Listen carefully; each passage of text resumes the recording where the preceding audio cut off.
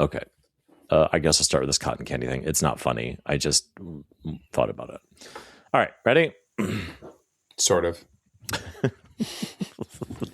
And this is Gaytriarchs.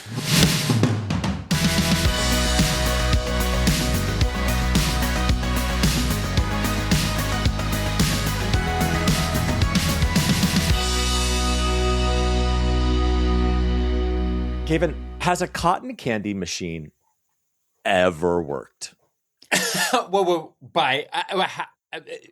That is a huge question. It really is. We start each episode off with the most important questions. Right. Profound.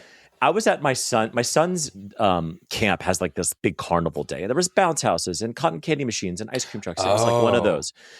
And when I pulled up, the cotton candy machine was broken. And there was a line of unsatisfied children. And it reminded me of every single kids event I had been to the past couple years where they were like, we have a cotton candy machine. Either it's been manned by somebody who doesn't know how to make cotton candy and it takes 6 minutes per cotton candy and there's a line of kids out the door, or it's not working.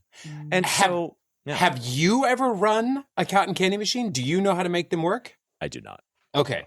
I mean, it definitely, in an age of DIY where you can, I suppose, rent one for your school's festival, That's right? what they do, yeah. I'm like, if your name isn't followed by Carney, I don't understand if you can be trusted to run a cotton candy machine. Reeve Carney out there. That's his name. But you know what it is? I think the thing that always makes me so frustrated is it is like, you've done this for this event for these kids, and there's all these kids, and they're all going to fucking want cotton candy. Yes. If it takes you 10 minutes per cotton candy, that's not a thing we want to do. There's no return on investment on that either. No, and you can't pre-make them. So I just think everyone out there who's thinking about renting a cotton candy machine for their event or their birthday party, think again.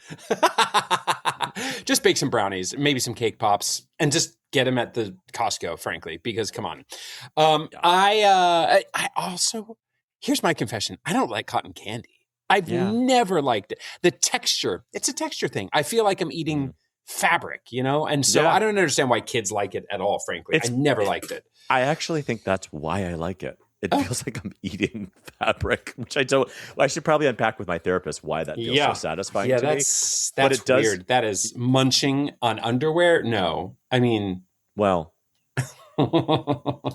Anyway, speaking of munching on underwear, JK, it is... I was saying to Gayyyyvin earlier, it is probably back to school for a lot of people right Sort now. of. I don't know. The West Coast is already in school, and they have been for a week. So, once again... America's finest news source here. We're on top of it. We're doing really good here, but it is unfair because it feels like it takes like a month and a half for everyone to get into school because ours doesn't start for another 3.5 weeks. So it is weird how that happens, but it is back to school. I remember last year we had a whole episode and we had a special guest and it was all really well put together. This year, Gayyyyvin and I scrambled to record an episode before Wednesday. We should. We should be talking about Halloween by now. I mean, I was scrolling through our Instagram feed today and Halloween ads started popping up and I thought, I am so not ready for this, except corporate America is on top of it and they're ready for it. So, Yeah. But I was thinking about back to school and I was thinking, what are some questions we can answer? Because I have a question for you. And the first thing is like, what are you trying to do better this year that maybe you failed at last year? And that could mean anything. It could be your kids' test scores. It could be you being prepped. You could be more active. Like, what is something that you feel like is a goal for you this year? Well, so my kids are now in middle school and high school. And I, once again, am just thinking about how to manage phones down the line. So first of all, everybody out there, just don't get your kids' phones until high school at the latest. Please be that generation.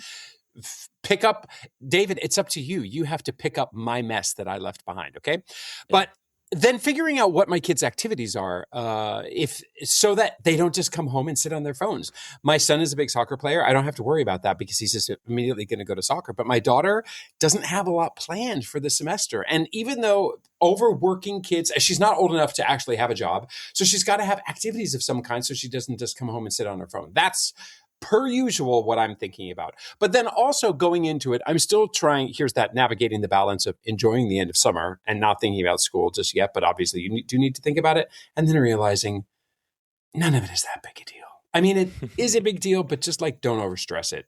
I'm sure that was helpful to absolutely nobody because you sprung this question on me. Not that I would have thought about it ahead of time, but there you go. I love that. Like what are you going to do better this year is a gotcha question to you. That's how it feels. It feels like a gotcha question. Of like, I feel like the lesson I learned last year was I was very eager because we were in a new town. My kid is, second year in the public school system. I was like, I'm going to be active. I'm going to be visible. I'm going to be engaged. I'm going to be a part of the community. I'm going to be a parent leader. So I was the class dad. So I was a class parent, which is a big responsibility. Totally. I was also on my school, of course, because we're in super woke crunchy town, has a DEI committee.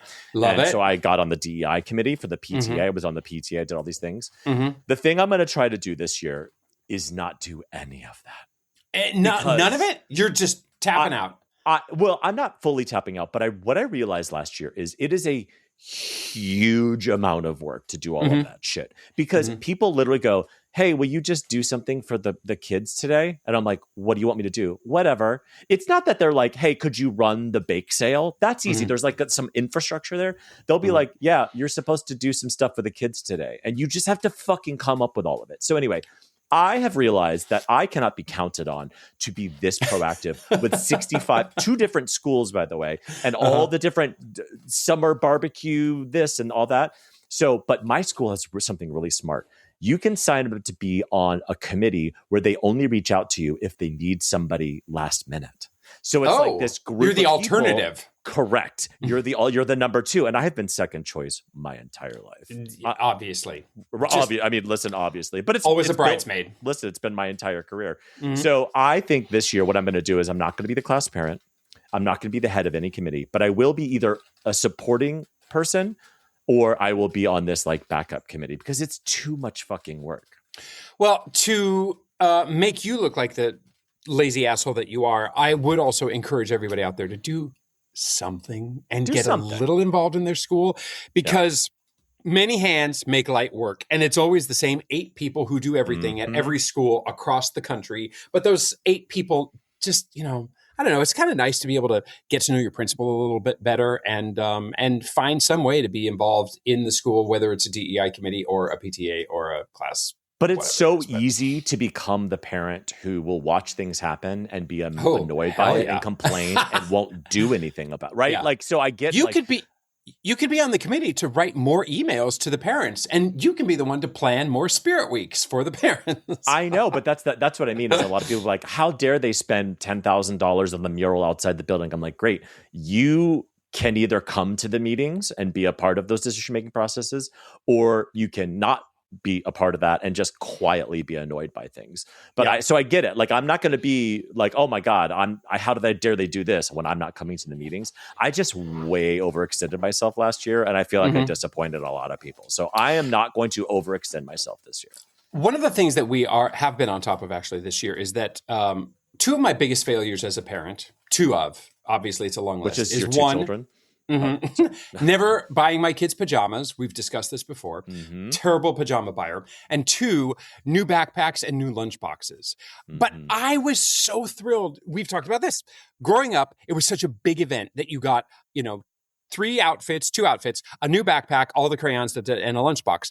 But weirdly, my kids haven't pestered us to be on that path. And I wonder if it's because they're so used to just getting whatever they want when they want it in an Amazon world that back to school shopping, I don't know. Is it as big a deal for your kids as it was when you were little? No, I see. I like, as you're saying this, I'm realizing it's probably exactly what you said, where it's like everything is so on demand and so easy to get. You don't plan for it. You don't plan for it. And you're right. It's not an event. And I actually have, coming up on this outline of like the ideas of like traditions that you do with your kids, because I feel like we lack in a lot of these that I want to start, because I want to do the thing where when they're 18, we look back at the 18 things we did, the 18 backpacks, the 18 photos on the rock or whatever the thing that people do. And I feel like my kid is going into 2nd grade and I don't really have anything. And one of the things I felt like was every year you get a new backpack. And that's so cool. And it's very enigmatic about what you love that year. Is it a Pokemon backpack? Is it a K-pop Demon Hunters backpack?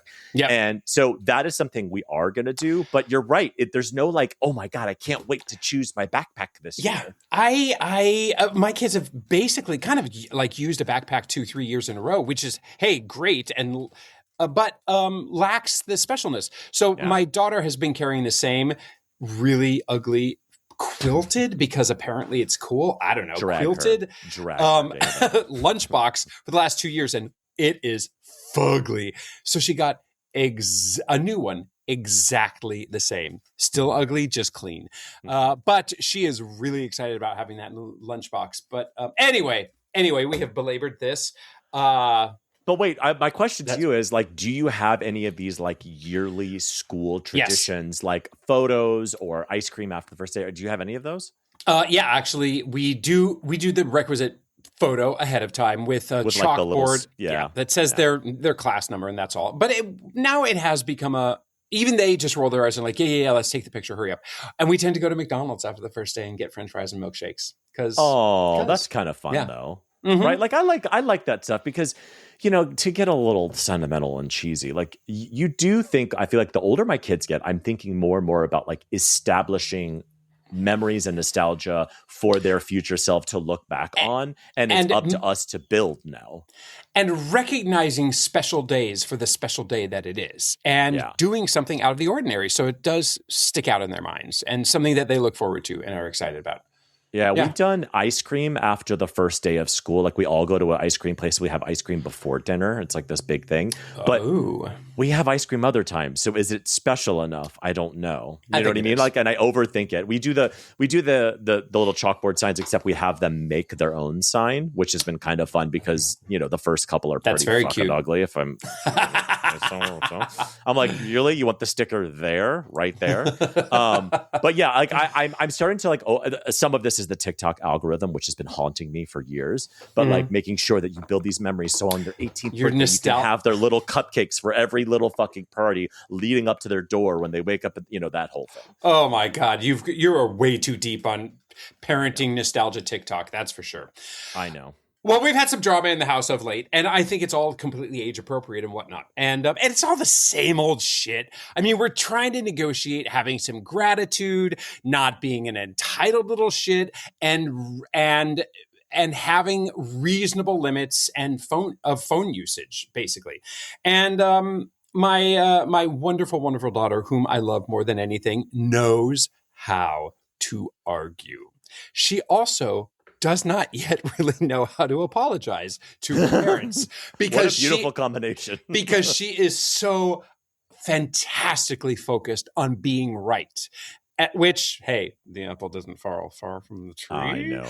But I show that I'm right by apologizing to people profusely and charming them so that they can't be mad at me. And they're like, fine. Boy, does my daughter... She has epic layers of litigation. She remembers every detail. And so sometimes when we hit the fan because we're parents and it's a straw that breaks the camel's back at the end of the day, and we, for instance, are like, give me your phone for the rest of the day. And she's like, wait a minute, what did I do wrong? And we're like, well, you did this thing. And she's like, but I did the thing you asked me to do an hour ago. And we say, but you did it by complaining the entire time.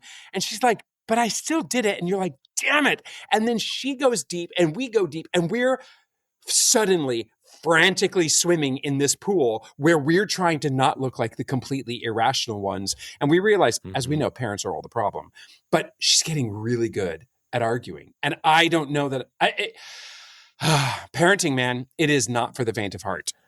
I remember as a child when I would be arguing with my parents and my parents would try to end the argument with because I said so, right? Yeah, and I remember the feeling in my head of being like, you can't just say that because that is basically saying I have no position and you've backed me into a corner and I'm wrong, but I refuse to say I'm wrong. So I'm just using this kind of like magical wand and saying because I said so. And so I always assumed that was the reason they used it. Mm-hmm. Now that I am a parent, of a 7 and 4-year-old, what I think the nuance I realized about that moment, because unfortunately I have said because I said so quite a few times recently, is not because I'm wrong. It's because they have pushed me into such a nuanced corner that I don't actually have the words to express the reason that because honestly, sometimes it's because I don't fucking feel like it. Yeah. Right. Because why won't you go up and do the thing? Because I don't want to, but you said you would. I know, but I don't feel like it. Why don't you feel like, and then because I said so, not because I'm wrong, because I don't have the words to express what I'm saying to you, or I don't want to talk anymore. Yeah, because you're arguing. You're belaboring this, and you aren't taking no for an answer the first time because you know that eventually you can probably beat me down and get what you want in some cases. But the fact is, I'm tired of arguing about it. I mean, my partner constantly says, this is not a democracy. Parenting is a dictatorship, and it is because I said so. And yeah, I mean, then trying to reason with a 14-year-old by saying, but you don't understand. You have been ticking away at my patience all day long. And yes, this is where the buck stops because I said so. And I mean, but I want to do better. Like because I remember hating hearing that as a kid because I was like, but you're not giving me a reason. I need a reason. And so as a parent, I was always like, I want to make sure that my kid, I'm being honest with my kids and I'm giving them the reason and I'm not just putting down the gauntlet because I feel like I'm wrong and I refuse to say I'm wrong. Like I want to be able to say I'm wrong or you're right or whatever. But sometimes I literally don't have the words to say, I don't want to play kitty with you because playing kitty with you makes me want to walk into traffic. And I can't explain that to you because that will be heartbreaking for you to hear. It will I don't want to get on the abuse. floor and meow at you as you tell me I'm doing it wrong because I hate that game. Because your mom didn't get on her hands and knees and meow with you, did she? Anyway? I don't have any memory of that. I also have you can't really trust your memories, but I do have a memory of like kids didn't play with their parents. They played with other kids. Parents were only parents. And I feel like our generation of parents have been like, we're going to play with you. We're going to be your best friend too. And that maybe wasn't the case prior. So anyway, speaking of getting other things to babysit your children, my son just turned 7 and I have a 7-year-old in the house. And one of the things we did this year, which we've never done prior, is buy him a real birthday present, which sounds crazy, but beyond a lot a of cartoon family. dick that jumps out of a can. Correct. If you haven't heard that story, please listen to last episode. But we have a lot of family and friends who buy our kids a lot of presents, and we are desperately trying to be not a present filled house and not 75 presents every time there's an event. So we have often just not bought him anything or bought him like 1 or 2 small things because there's 75 other pieces of trash coming into the house. Yeah. Well, this is the first year we were like, we're going to do a big gift because he's been wanting it for a really long time and he feel like he's at the age, and we bought him a Nintendo Switch 2. This deserves an entire episode of Gaytriarchs because you have just crossed a Rubicon. I know, and it feels that way. It weirdly feels like we have moved. You know, we talk about all the time where like these big changes in parenting are always small, right? Your kids wake up and you just see them like they're not 4 anymore, or there's these very silent. When was the last time I picked him up? When was the last time I washed her hair? And this is different. Huge. They're big, but they happen so quietly in the night that you don't see them until looking in the rearview mirror. Well, this one was one of the ones where I was like, it feels very like I bought him a Switch and this is a new phase. Yeah. Right? Yeah. Like this is a new phase because we have been a 77% good at keeping technology and screens and all of the stuff that we know isn't good for the kids, but is easy to give them out of the house. Like they don't have access to iPads all the time. It's only on special. Like we've done pretty good at it. Sounds like you've 77%. I mean, that's a pretty high percentage. That is iPads are only for planes or really long car trips. And that's been really hard. But this one I knew was going to be different because we're bringing a gaming system into the house. Right. Yeah. And so luckily Nintendo Switch 2, really great parental controls. There's an app and you can set a timer on it, which it will shut off. And so right now we have 45 minutes in a day where this switch can happen. But you know what's been the weirdest thing to watch is, my kid who understands technology enough, like doesn't have his own phone, doesn't have any of his own stuff, but kind of gets how to swipe and all that kind of stuff. In like 2 or 3 days is a fucking genius on this thing. No doubt. At first he was mashing buttons and he doesn't know how to turn anything on. Now he's like going into the like software update and reprogramming it. He literally knows everything. And that has been really this big change. I'm like, this is a big kid, I don't know. Do you guys have one? Yeah, we got one several years ago. And now, of course, the Switch just collects dust. But it did get its use for a while, that's for sure. But now, I mean, we crossed, I don't know, we've just thrown our... We're like every other parent who finally just gives up. And he has an Xbox.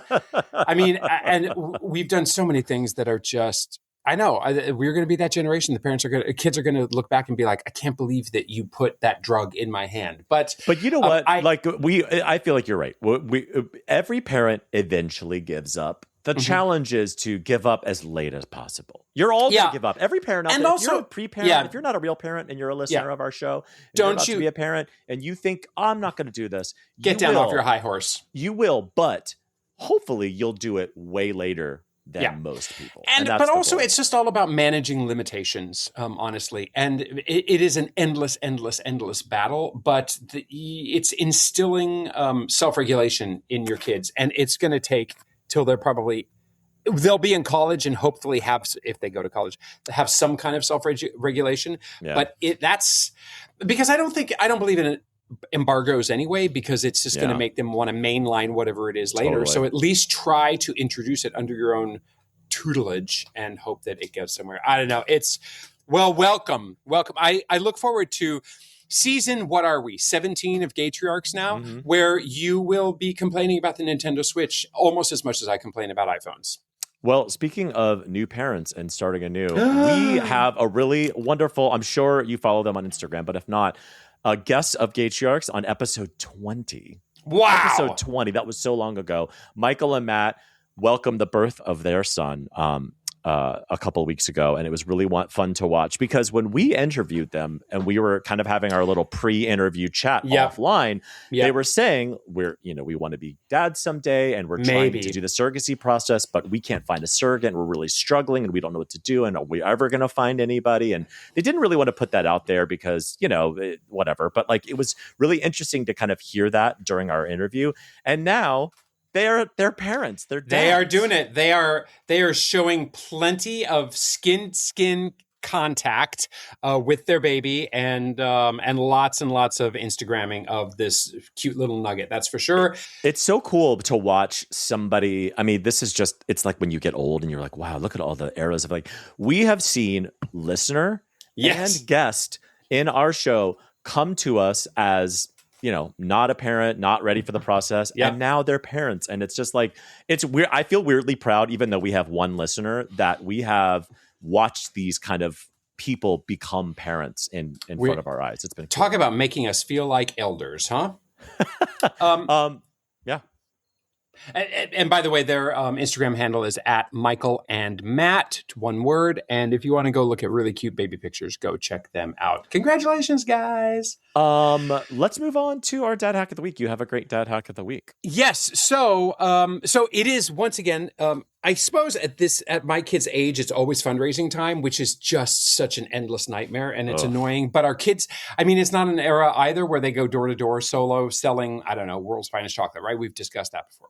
But one thing is I don't appreciate it when my friends just send me stuff without their kids having any skin in the game. Just being like, hey, will you just buy some Girl Scout cookies from my daughter? Well, listen, and the kids aren't doing any of the I will buy 10 of the Samoas, no doubt, and another 5 of the Thin Mints, but I want to hear from your daughter, from your Girl Scout. I want to, because the whole point is not necessarily just selling shit. Well, yeah, it is. But it's like the kids having to take some agency, Yeah, it was just funny when I was watching you say that, it like taken out of context, how fucking creepy that is. Like, I'll buy the boxes. just let me see your daughter. It's like, oh, Jesus Christ, Gayyyyvin, what are you fucking doing? No, I totally agree because we all know this. The reason the parents are doing that is because they just want it over with. Oh, they don't 100%. want to hear about, I'm not in the gold tier and I'm not getting the Furby prize or whatever it is. Right. They just want it fucking over, and they don't want to argue with their kids that yes, you have to walk door to motherfucking door. Although if a kid showed up at my front door, I'd slam the door in their face. Would you? Don't come to my house with that shit. Wow. No, okay. I wouldn't do that. But I do agree. There's got to be some sort of skin in the game. A little hack is making videos for your for the kid to send to your friends. And so I had my son make a bunch of little 20-second videos. He was super annoyed by it, and yet at the same time he did it. And he would be like, "Hi, Frank and Franny," or "Hi, David and Brian. I'm doing a fundraiser for my soccer team, and this is what it is." Da, da, da, da, da, da. So at least he had to do something. Now I fully wrote it like SNL style cue cards, and he just read it off, but that's fine, I think. And he did it like 10 times, and everybody kind of appreciated, like, oh yeah, of course we'll support you, kind of thing. But I feel like there's at least getting a little bit of skin in the game. And so that is my dad hack of the week: is make your kids at least make the little videos on your phone, even if you're the one texting it to your friends, to ask them for, $15 and $20. I mean, it's a great idea, both because it's making them work a little bit, but also it's like creative. And I have found it's fun to do creative things with your kids. It feels like a secret side door into like doing things together or being better friends, where it doesn't seem, it's like when you go for a walk and have the hard conversation, right? Where you're both facing forward. Yeah. It's just like, if I was like, hey, Emmett, let's do a creative thing together. You'd be like, ugh, stop. But if it was like, oh, we're going to make this video together for your thing, it's like, yeah, it's kind of fun. There you go. Normally we would talk about news of the week, and there is no good news in the world right now, right? Like none. Like not even enough to where you could falsify a good one. Like we were skipping this segment. Couldn't even fake it this week. Okay. But what I can't fake is another dilemma I have, leading us to a what would you do? What would you do? For many weeks, I've been wanting to bring this up, and I think that it's a dilemma that is very societal and generational, which is making your kids do something when they say, but I won't know anybody there, and I don't want to do it because my best friend isn't there. This goes back to a few weeks ago when my daughter went to her summer camp, which she absolutely loves. And spoiler alert, she went and she had a great time, but her best friend wasn't going there. And when I say we are kicking and screaming to go to this camp that I already paid $1,000 for, and you begged me to sign you up for many, many weeks ago, but her best friend wasn't there, who she normally was. And so suddenly she didn't want to go. Now, I understand that anxiety. Spoiler, I was an only child. So I had to do everything by myself all the time. We can hear it in your voice every week. We can hear But I do understand that anxiety and that things are just better when you do have a friend there. And there is a time that you say, I get it. The anxiety going into this is so bad. Sometimes you can quit stuff. And we almost got there with this summer camp thinking, I get it. You don't want to go. And yet at the same time, listen, we did. We quickly pulled our heads out of our asses and we're like, no, you're fucking going to this camp and you're going to have a great time. And again, she did. Sometimes you need to force it. Sometimes you don't. I don't know. How are your kids facing that? When is the time? What would you do when your kid says, I won't know anybody? And you're like, I get it. This is going to be tough. Yeah. I mean, you bring up surprisingly good points. Honestly, one of them being like, instilling that sometimes it's okay to change your plans and to quote unquote give up. Because I do think that is an important, because I feel like there's a lot of, especially growing up in the South, there is a lot of problems that arise from never admitting defeat, just constantly fighting against the, like, I'm never going to whatever.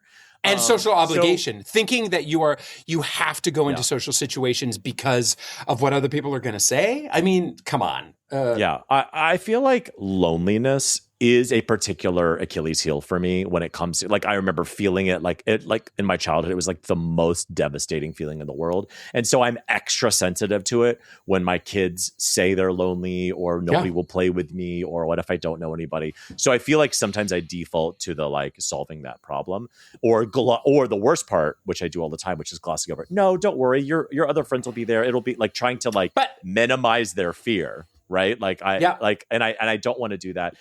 So my answer to your what would you do would be most of the time I would gently nudge them into doing it anyway, because on the other side that she will have fun, because on the other side she will make friends that will be her new best friends. Yeah. However, there are some situations that I would agree, like if it was like a small children's birthday party that they don't know anybody or something a little scarier and they were younger, I think what I would do is say sometimes it's okay to bow out if I mean, unfortunately, it's a nuance. It's not like a definitely this, definitely that. I think it's when you've paid $900 for your kid to go to a week. She's fucking going. She's fucking going. She's fucking going. If it's $900, if we're talking about going to a kid's birthday party, no. If $900 is on the line, do you know how many erotic massages that could buy you?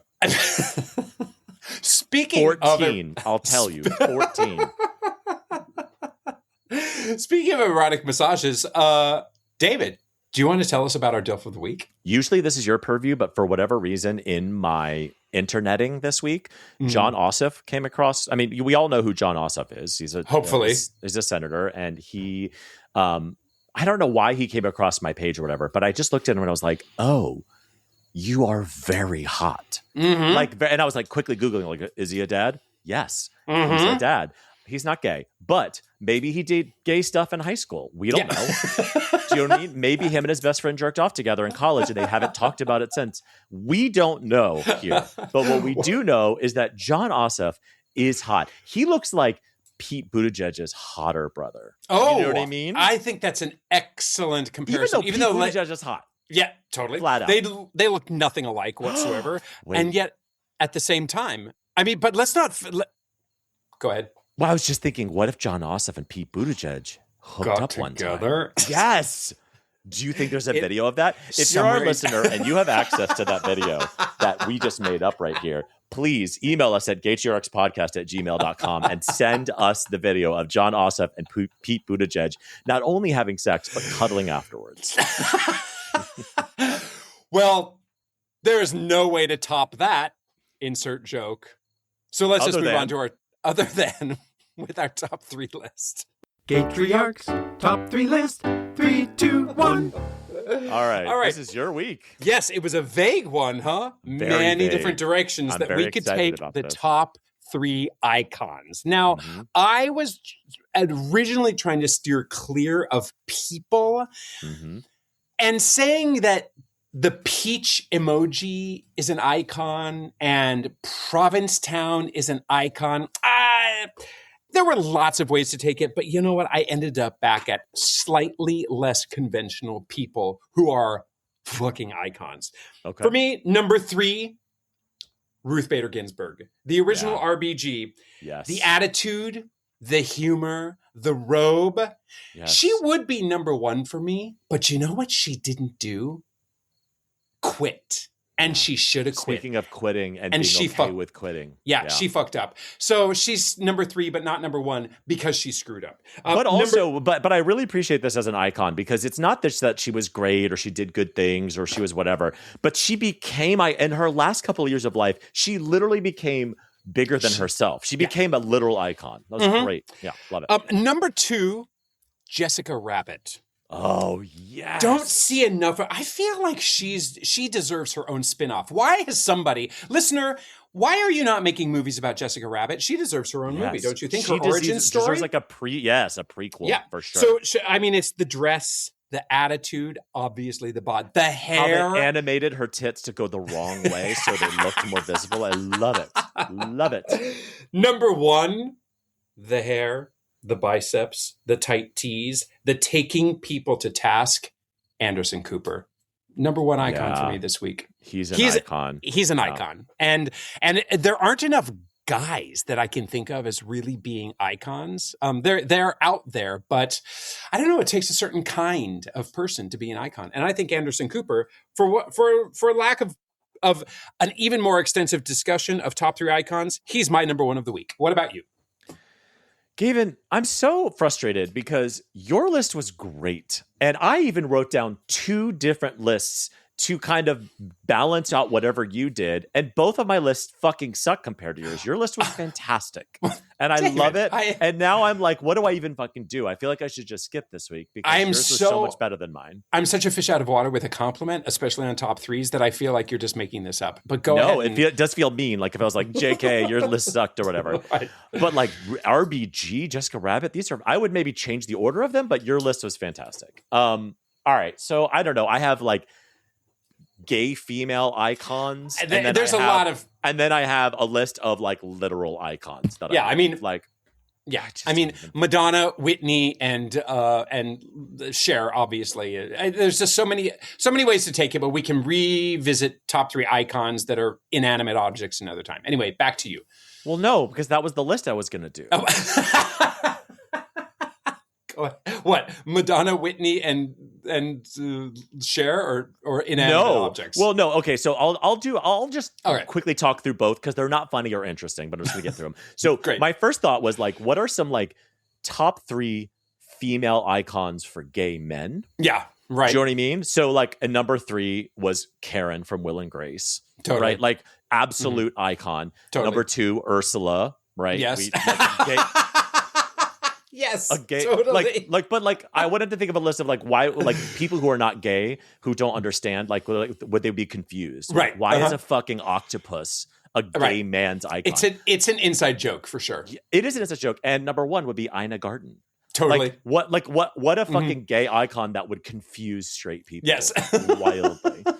So I think I'm just going to stay there because my other ones were like talking about fucking Clippy from Microsoft Word. Oh my God, David, I had the same thought. Yeah. I had both Clippy and I had Ina Garten and didn't know how to put it into one list. Well, listen, if you are a straight listener of ours, still listening, you are confused by the way, as to why Clippy is an icon while also Ina Garten from Barefoot Contessa, then you are in the right place. But yes, gay people are very weird and difficult to nail down. How are we going to confuse listener next week? All right, so next week I'm going to go a little more normal and maybe more helpful for those of us who have kids who still watch animated movies. But I want to know, what are your top 3 Pixar films? Okay, great. So bringing it back to arguing with my kid and realizing that I'm being out-argued, I will say that one of the really wonderful things, one of the many, many wonderful things about my daughter is that she bounces back from acrimony very, very well. Mm-hmm. And after we had calmed down about our mass discussion about, once again, gratitude and iPhone use, we settled in and sat on the couch together watching Modern Family. And my something great is Modern Family. I mean, that is an iconically well-written, well-cast show. I love a TV show where you come away from each episode changing which is your favorite character, because every single one of those actors is top-notch, including Lily. All the kids are just fantastic. Anyway, Modern Family, if you need a good escape from life, parenting, and politics, revisit Modern Family. It's worth it.